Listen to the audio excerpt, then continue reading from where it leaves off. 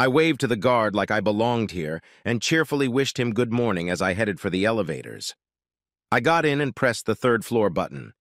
When the door opened on the count of 3, I quickly stepped out and headed straight for the employee bulletin board. I took a piece of paper out of my pocket and pinned it to the board with the buttons, and then headed for the men's room. Once inside, I went into each of the 4 stalls and used a magic marker to write the same thing on all 4 walls of the stall. I went up the stairs to the 4th floor, where I repeated what I had done on the 3rd floor, and then down the stairs to the lobby. I had a big smile on my face as I walked out the front door of the building. It's been said over and over again, revenge is a dish best served cold. I never understood that saying. I could never figure out if it meant that you had to wait until the person you wanted revenge on forgot about you, or if it meant that everything you did to get revenge had to be something cold-blooded. If it was the former, I didn't have the patience to wait that long. And if it was the latter, well, I guess you could consider what I'd just done a very cold-blooded thing. And that was only half of it. The other half happened when I was sitting at my computer this morning. I figured that all hell would break loose around 10 in the morning, and it was convenient for me to take the day off work. So as soon as I got home, having done my little thing, I picked up the phone. Then, with everything in place, I picked up a good book and settled down on the couch to enjoy a nice, leisurely morning.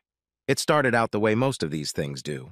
An unexpected afternoon drive home and finding a familiar car in the driveway. Why would Brian come to my house in the middle of the day? The answer was obvious as soon as I crossed the threshold. Damn it, Marlene, you're so great! Doesn't Robert turn you on anymore? Not often enough, honey, and nowhere near as good as you're getting. Come on, love. We only have 2 hours before you have to leave. I couldn't believe it. It was a fucking cliché. My best friend had my wife. And on top of that, she was telling him I wasn't worth a shit in bed. That really hurt. I always thought Marlene and I had a great sex life. 4 or 5 times a week, and in these cases it was more like twice, and then a quickie in the morning before I left for work. I think most men would have stormed into the bedroom screaming, ready to kick ass and yell, but I wasn't one of those men. My motto since 8th grade has been, get mad, get even. I very quietly snuck into my home office and grabbed my mini dictaphone and a fresh tape.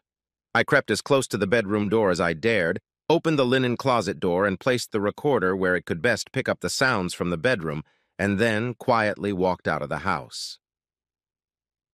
When I got home that evening, Marlene was cooking dinner as usual. She had a fresh bottle of martini in the fridge, so we sat down, had our usual pre-dinner cocktail, and chatted for a while.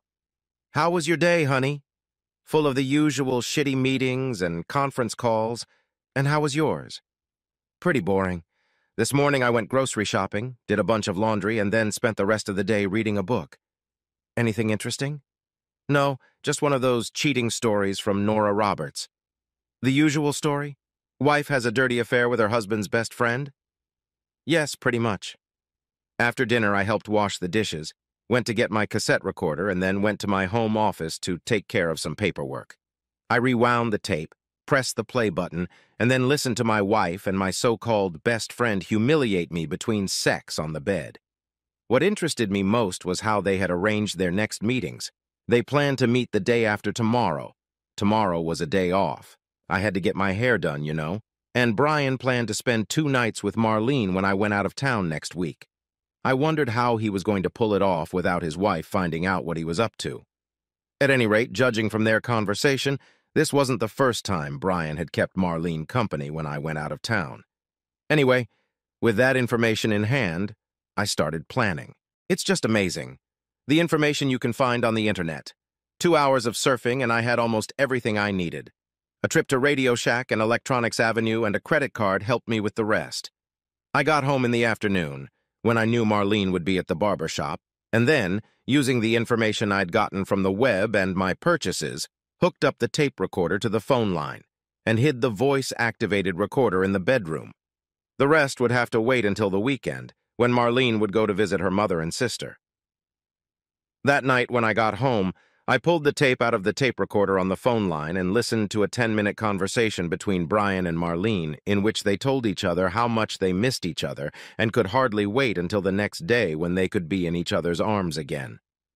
The next day, while Marlene was doing the dishes, I took the tape out of the tape recorder in the bedroom and later, in my office, listened to it. Besides the sounds of sex, I got to hear the two of them talking about how stupid Bev and I, Brian's wife, had been, about how they'd had each other for over a year and Bev and I had never found out. Brian spoke ill of Bev and said she was disgusting in bed.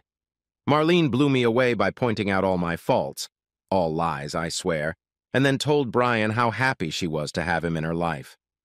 I put the tape away in a safe place and put a new one in the recorder. When I left for Seattle on Monday, my bedroom was wired for both images and sound, and I had 3 mini cameras installed that recorded everything that happened in the bedroom and transmitted it to 3 electronically controlled VCRs mounted in a cabinet in my office. A test run showed that as long as it was light in the room, I could get a decent picture.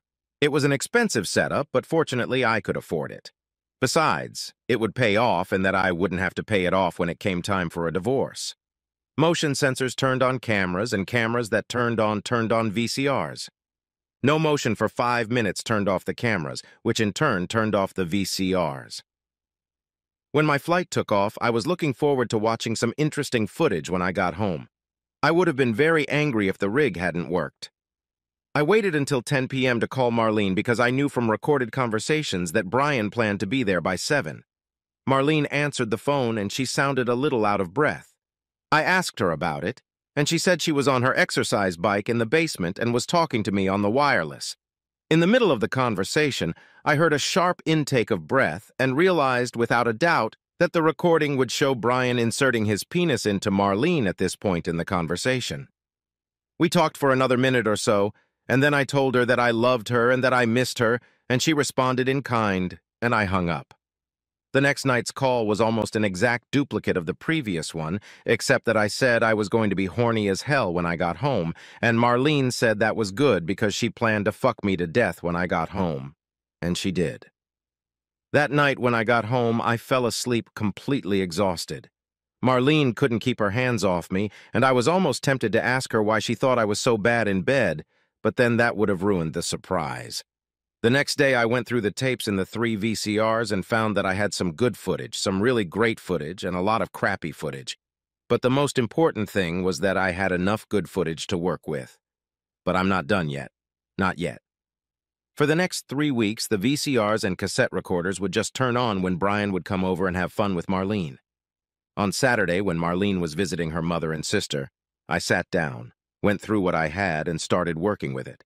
I had some really great, almost professional porn-quality material, and by mixing it with just good material, I ended up with a video almost 2 hours long.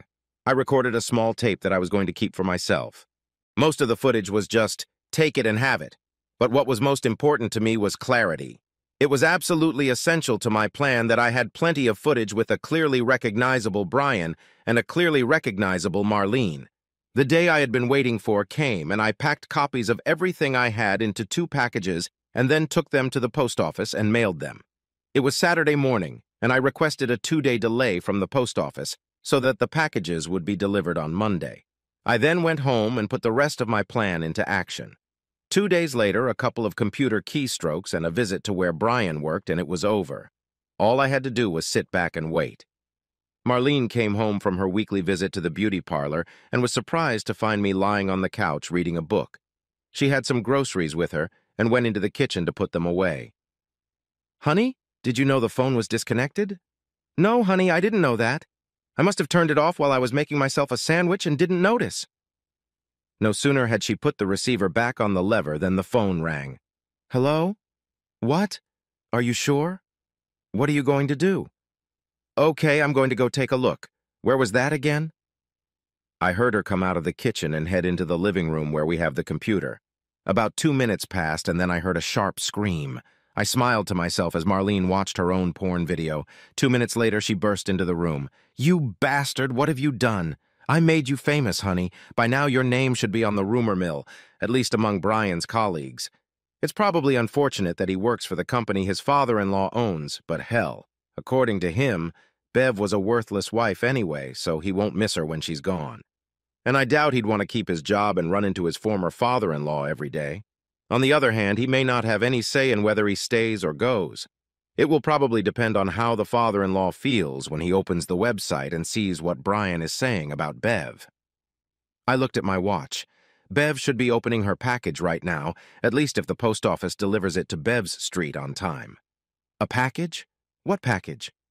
Nothing much, just copies of all the recordings I've made of you and Brian over the last 3 weeks. Oh my God! How could you do this to me? It was easy, Marlene. All I had to do was remember you stabbing me in the back with the jerk who was supposed to be my best friend. The worst is yet to come for you. I'm guessing it won't be until 6:30 or 6 tonight. The phone rang and I said, or maybe sooner. Hello? Oh, hi, Mom. What? I didn't hear another word, so I got up and followed her into the kitchen. She stood there with her face white as chalk while her mother talked on the other end of the wire. Is something wrong? I asked innocently. How could you send this to my parents in a package as an anniversary gift? Oh, come on, honey. At least I remembered their anniversary.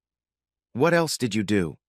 Posted your website address on the wall of every shitty establishment Brian works at, along with the message, "For a nice time, call Marlene on the phone," and wrote down your cell phone number.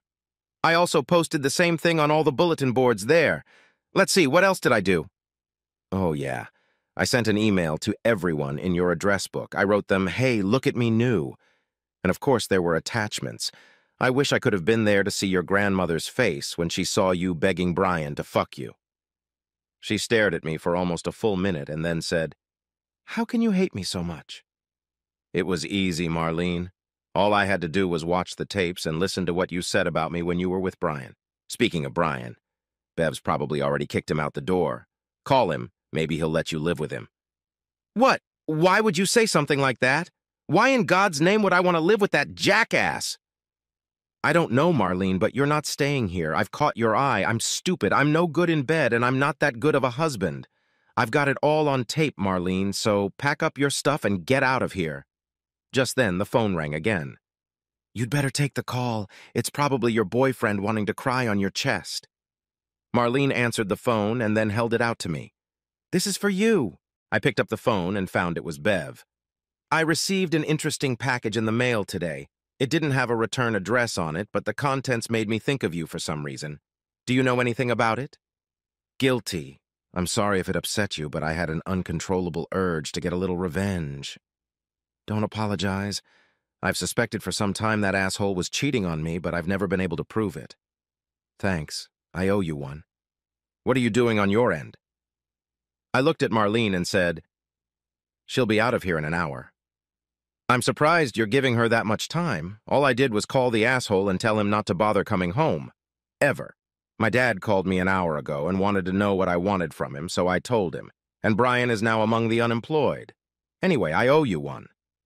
When the dust clears, I'll let you buy me a drink. Deal. I'll talk to you later. I hung up the phone and looked at Marlene. Are you still here?